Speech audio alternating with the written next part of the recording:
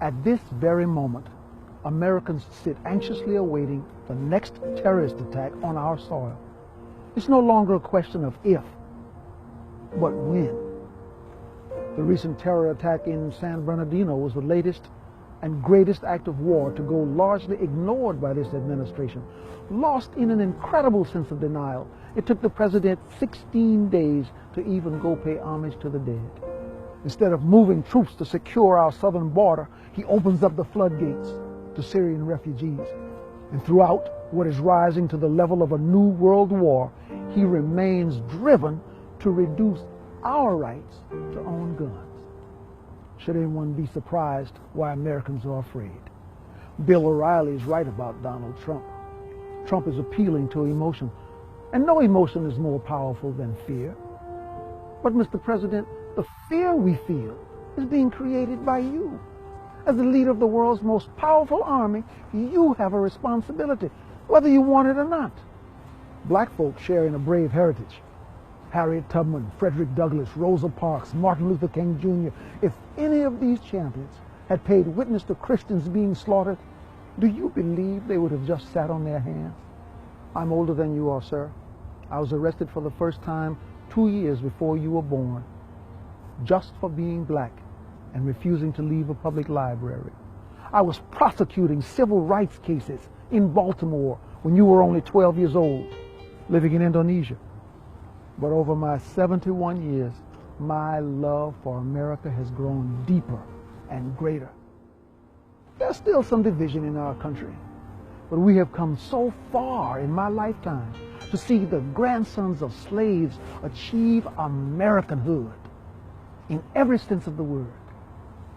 But I believe this president and his sympathizers feel just the opposite. Liberals share in a hatred for America and for the idea of American exceptionalism. And they project their own hatred onto radical Islam, suggesting that terror somehow is America's fault. In President Obama and Hillary Clinton's minds, we deserve this.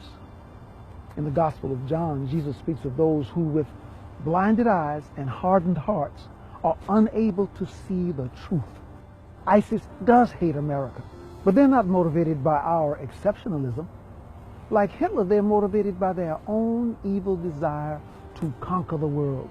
They want a worldwide caliphate where Sharia law rules. Their leader, al-Baghdadi, believes he's been selected by God to rule this new world.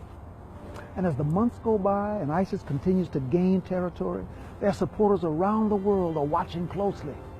And their faith in Baghdadi grows. Could he really be the next caliph? Could he really defeat the West? And what does President Obama do to respond? He takes minor military action against him, pinprick bombing with no intent to destroy, almost pretending to fight, which all of a sudden makes Baghdadi seem capable of defeating America.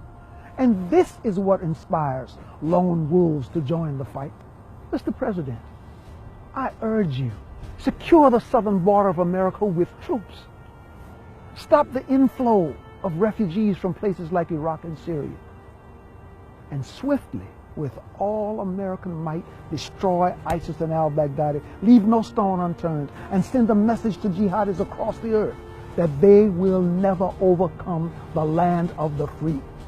Otherwise, we're only counting down the days to an attack on American soil, one which might make Pearl Harbor or September 11th pale in comparison. And history, Mr. President, will remember you as a weakling.